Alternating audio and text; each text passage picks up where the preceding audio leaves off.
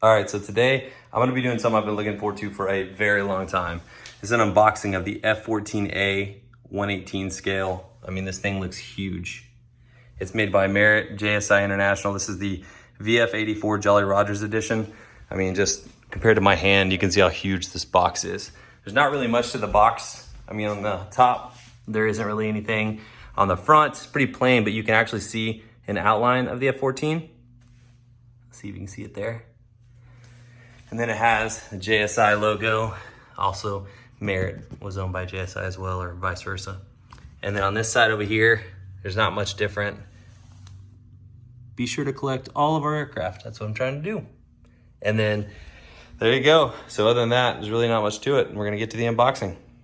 So I wanna start off this review with a huge thank you to one of my viewers, William. William sent me this to review. And if you don't know, these things are super hard to come by right now. So thank you, William, I really appreciate it, bro. All right, so we're gonna open up the box.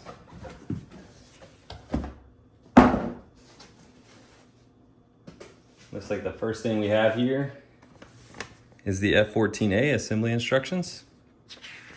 Shows all the rockets it comes with.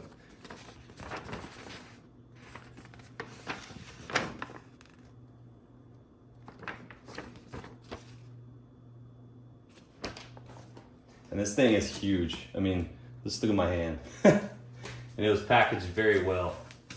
I'm doing this from a different angle than I usually do in my other videos because of the way that this plane is so big.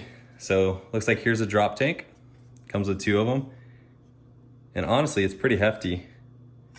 See what it says right there. It says cradle area. There's one. Same thing with the other side. We're gonna get the fuselage out now. This thing is huge. It's gonna be hard to get all in the frame, so forgive me if I'm not always in the frame. Just gonna show you around. So I'm gonna give you a detailed view. You have 201 written on the wing, both wings actually. Has USS Theodore Roosevelt, which is the aircraft carrier. And then jet danger intake on the side.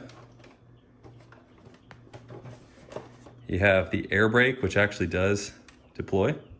It doesn't stay up, but you can put it up. And then you have the exhaust nozzles. And then if you look inside, you can actually see the jet engines.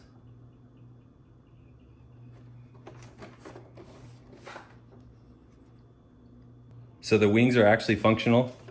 If you pull it out like this, it'll actually lock in place. You can actually see right there a lot of wear and tear. It's pretty cool from what actually happened when the wings would open and close. And then to close it, it locks in place, but to close it, you just lift it up a little bit and it goes right back into place. All right, so if we get this top layer out of the way, we have some more stuff, the good stuff. All right, so in the bottom half, we have a tail hook, we have some of the pylons, we have the ventral fins here, rockets, horizontal stabilizers, rudders, and I'll show you more details on those. All right, so we'll start with this right here. This is the AIM-7 F Sparrow, and this is a semi-active radar missile. It was used for air-to-air. In some variants, they actually used for air-to-ground. But I think it was like $125,000 to create one of these. And it says right here, propulsion section, and it has all these numbers, manufacturer code, identification number. If this is accurate, let me know. I don't know what this means right here. It's a couple colors, but it feels solid. I mean, does not feel cheap. It's pretty hefty. Now we get to one of the most well-known missiles, especially for the F-14. This is the AIM-54C, also known as the Phoenix. And this had a range of almost like 100 nautical miles. And I believe it costs around $500,000 to produce one of them. It was used a couple times in combat, and I don't have the specifics, but I do know there are confirmed kills. Guided missile. And if this stuff is accurate, shoot me a message in the comments and let me know. But it's, I mean, again, it's pretty solid. And it does come with 4 of them. And the last one, there's actually 2 of these. This is the AIM-9C, and it's called the Sidewinder. And this was a short range air-to-air. IR guided, actually semi-active radar for the C version, I believe. So right here we have the horizontal stabilizers, no step lift. Of course, it came with 2 of them. And they do swivel.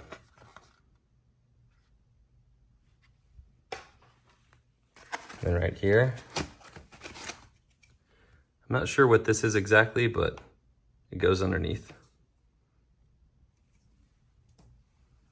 And then we have the rudders with the AJ here, and then Jolly Roger's insignia, VF-84.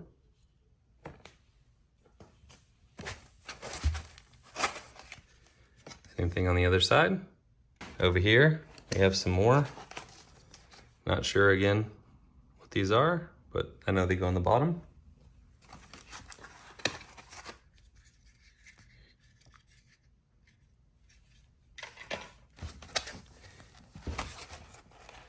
And I know this is a pylon. So we also have the ventral fins, and then the tail hook, which I'll show how to install those in a second. All right, so we'll start with the installation of the nose cone. It has a little bracket right here, and then you want to make sure this section is put all the way up, and this is what allows it to rotate up and down. And you just gently slide it in. And there we go. And then the nose cone comes up, and then the radar goes down with it like this, and then you're able to close it in like that. It's pretty cool that they allowed you to open up and close the nose cone to show the radar. Since we have the nose cone out, let's just go ahead and install the pitot tube. And that just goes right on the front, right there. Just like that. Now I'm gonna install the cockpit to the fuselage, and it has these little slots here that line up with these rails, and then these 2 little tabs down here fit into the bottom right there. All right, so we're just gonna slide it on. And we're gonna make sure that the bottom is lining up, so we're gonna flip it over.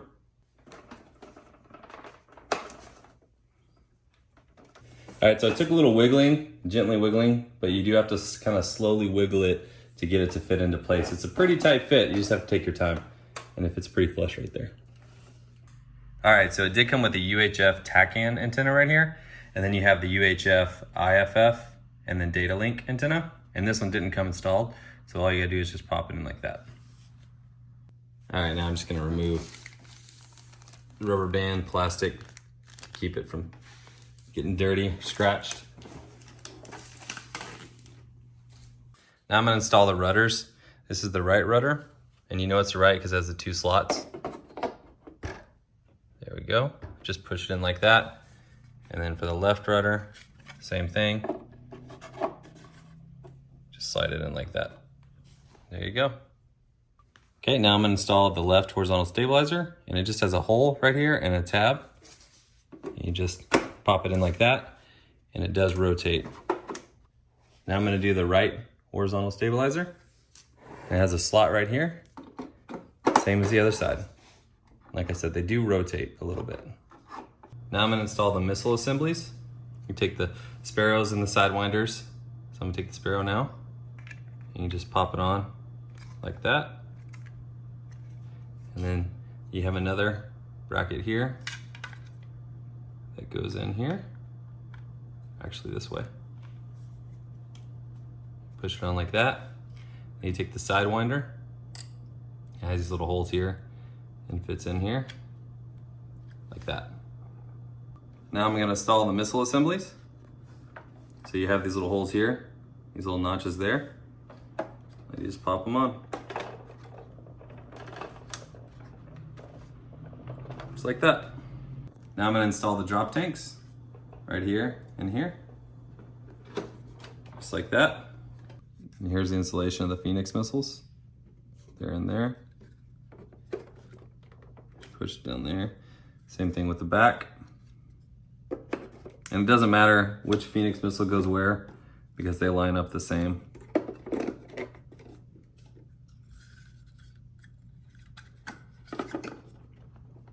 And there's all of them. Okay, so to install the tail hook, you wanna, it has these little bumps right here. You wanna put it in right here and just kind of work its way in like that. And then there's this little hole, and this slot goes in the hole like that. There you go. All right, so the ventral fins go here. Just push it down. And the other one, same thing. Just like that. And the air brakes underneath also open. And you can actually go underneath and pop them up like that. And the other ones don't. The one on the top doesn't stay open for some reason, but these do. All right, so the rear undercarriage, you open up this, kind of slide that forward, lift that open, and you're gonna go like this. And lift that open as well. And the undercarriage does actually rotate. So you come up, and then you rotate it like that. And these wheels feel like rubber. They're very rubbery, they're not plastic.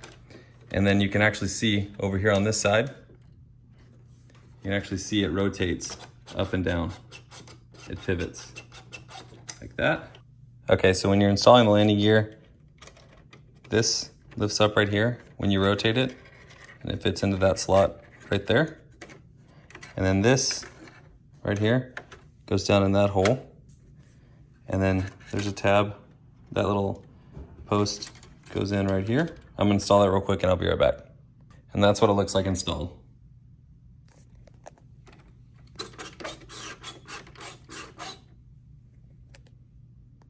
All right, for the front undercarriage, you rotate these up like this, and these doors come up. And then this little latch comes right there. And then for the landing gear part itself, you just rotate it up. And there's this little piston right here, a hydraulic piston, that actually goes in and out when you rotate it, when you put it up and down. And then right here in the front, to lock it in, there's a little hook right here that goes into this section right there, like that. And there you go.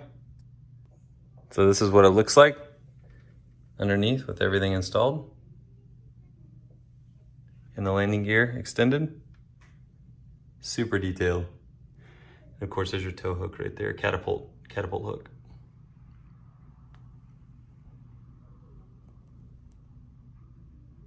And here it is complete. Give you a quick walk around. I'll show you the cockpit and inside the canopy. Man, this looks good.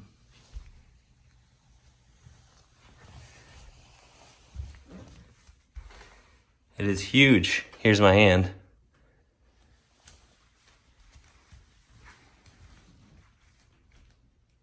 And here's with the wings all the way out. It looks like a bird. So it also has the glove vanes in the front, which would actually extend when it was at supersonic speeds to generate more lift. But most of the time, they weren't extended, they were retracted. And then of course in the front here, this is where the ladder would go, right there, the stowaway ladder. And I don't think this one actually comes out. It might, but I can't figure out how to open it because you see right there, looks like you would be able to open it. Okay, so I'm gonna do a detailed cockpit view. So we'll start with the RIO position. So here you have the blind ejection handles, and you can see the DDI down there, and then the HCU, and then also the TID. I think you can see it. Let me open up the canopy. The canopy does open.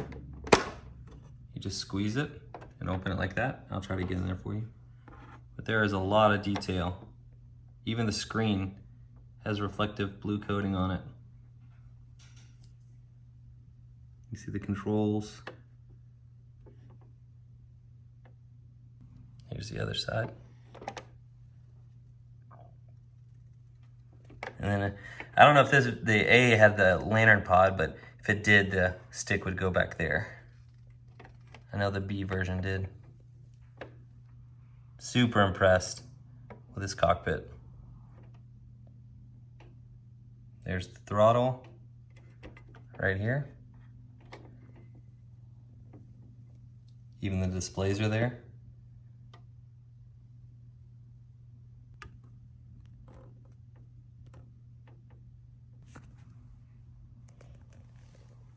The front window has a tent. It even has the mirrors for the pilot and the Rio. All right, so I thought it was appropriate. I actually did a video of this guy, but this is an F-14 pilot. And if you want to see my video on this guy, check it out. Super detailed. This is a top hatters, but this is 1/6 scale. I just thought it was cool. F-14, 1/6 scale F-14 pilot.